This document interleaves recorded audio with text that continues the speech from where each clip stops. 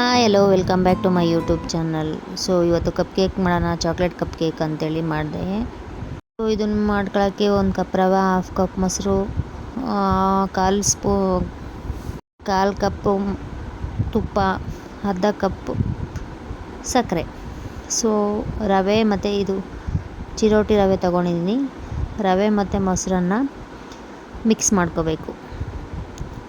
Mix ಮಾಡಿ ಒಂದು 15 minutes ಬಿಟ್ಟರೆ ಅದು ರವೆ ಎಲ್ಲ ಮೆತ್ತಗಾಗಿರುತ್ತೆ, ಅಂದರೆ ಹರಳಿರುತ್ತೆ. ಸೊ ನೋಡಿ, ನಾನು ಮಿಕ್ಸ್ ಮಾಡ್ಕೊತಾ ಇದ್ದೀನಿ. ಒಂದು ಸ್ವಲ್ಪ ಮೊಸರು ಇರುತ್ತಲ್ಲ, ತಿಕ್ಕಾಗಿ ಆ ಥರ ಇರುತ್ತೆ ನೋಡಿ. ಅದು ಮಿಕ್ಸ್ ಮಾಡೋಕ್ಕೆ ಬರ್ತಿಲ್ಲ, ಅದರಲ್ಲಿ ವಿಸ್ಕರಲ್ಲಿ ಕೊನೆಯಲ್ಲಿ ಸ್ಪೂನಲ್ಲಿ ಮಿಕ್ಸ್ ಮಾಡಿದೆ.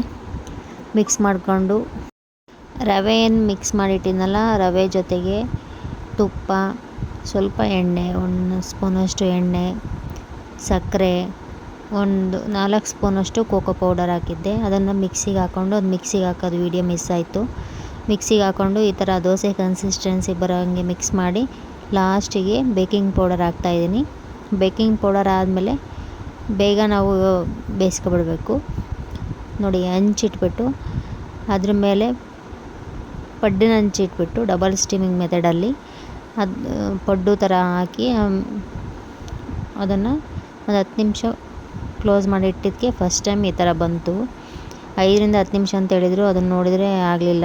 ಕೊನೆಯಲ್ಲಿ ಒಂದು 20-25 ನಿಮಿಷ ಬೆಂದ ಮೇಲೆ ಸೆಕೆಂಡ್ ಟೈಮ್ ಹಾಕಿದ್ದಿದ್ದು ನೋಡಿ, ತುಂಬ ಚೆನ್ನಾಗಿ ಬಂತಿದ್ದು